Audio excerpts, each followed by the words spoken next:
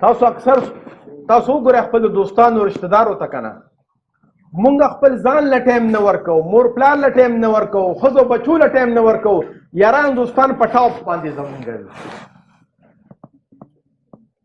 نو پکار دا ده چې مونږ ځان له ټایم ورکو، خپل ښځو بچو مور او پلار له او رشتہ دارو له ټایم ورکو، او همدغه شانتې د هغې نه وروستو بیا مونږ دوستانو له ټایم ورکو. سرکل الټه روان دی. نو چې کله هم خلک خپل دوستانو له ټایم ډېر ورکوي او خپل مور پلار رشتہ دارو له ټایم نه ورکوي، نو چې کله بیا مري که نه دغه افسوس او دغه ارمان کوي. نو پکار دا چې دغه افسوس او ارمان نه مونږ ځان بچ کړو.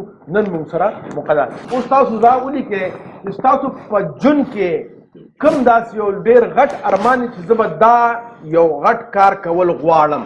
خو دې کې دا یو خبره یاد وساتئ، هر هغه داسې کار چې هغه تاسو ته هم فایده وي، خو چې ستاسو ما سوا د نورو خلکو ته فایده وي، هغه غټ کار څه شی دی چې تاسو په خپل ژوند کې کول غواړئ او د خپل ژوند مقصد یې ګرځول غواړئ.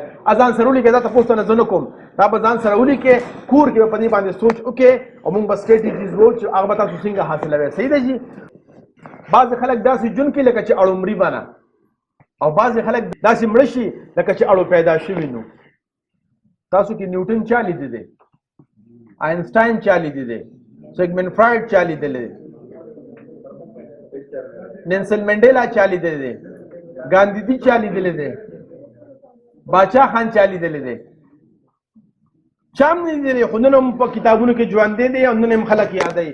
ریزن څه دی؟ هغې داسې ژوند تېر کړی دی چې هغه ژوند هغې د یو مقصد لاندې تېر کړی دی چې نن هم خلکو په زړونو کې ژوندي دي.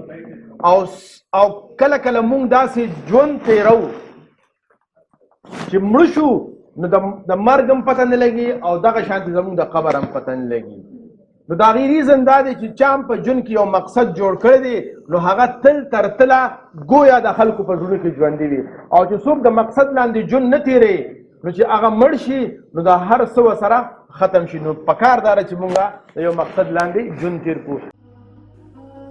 د خدای دپاره پښتنو سانونه وپېژنئ، ستاسو دپاره خو به ځان له پیغمبر نه راځي.